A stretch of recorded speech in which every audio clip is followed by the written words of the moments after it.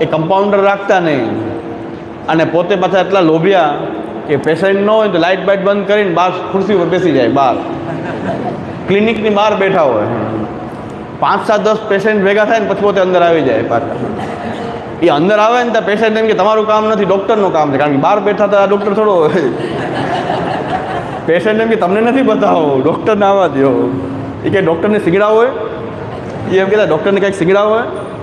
એમાં સેવાના ક્રિયા શું આખા માગે સિગડા હોય કે ભાવાત્મક સેવાને કે કોઈ સિગડા થાય છે નવા? આવી જ ક્રિયા બધા કરતા આવ્યા છે.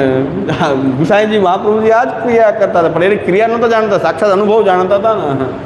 અનુભવ જાણીએ તો અનુભવ આપે, ક્રિયા જાણીએ તો ક્રિયાવત જ રહી જાય. તો પછી હરિરાયજી એનો પણ પ્રકાર બતાવે છે કે જે ક્રિયા કર્યા કરે છે એની સેવા ભૌતિક જ રહે છે, એની સેવાનું લેવલ ભૌતિક લેવલ જ રહે છે, આધ્યાત્મિક આદિદૈવિક થતું જ નથી એનું લેવલ, કારણ કે પોતે જ મન માને ક્રિયા છે ને સાક્ષાત કંઈક અલગ છે.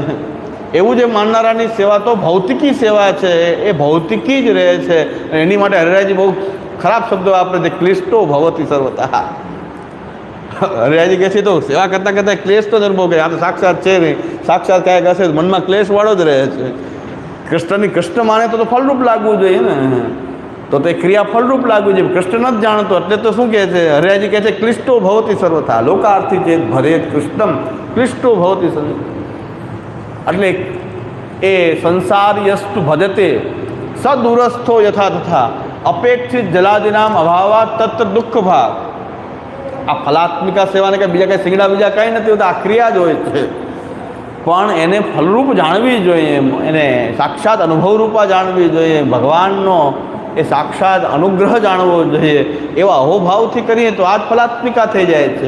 આ ક્રિયા હરિરાયજીએ લૌકિક જે ભૌતિકી સેવા છે એના માટે આ શબ્દો વાપર્યા છે, સંસાર યસ્તુ ભજતે સદુરસ્થો યથા થતા. મહાપ્રભુજી આવા લોકો માટે કહે છે કે ભગવાનથી દૂર ને દૂર જ રહે છે, પાસે હોવા છતાંય અભાવાત તત્ર દુઃખ ભાગ. એ ભગવાનથી હું દૂર છું એવો જ અનુભવ કરે છે.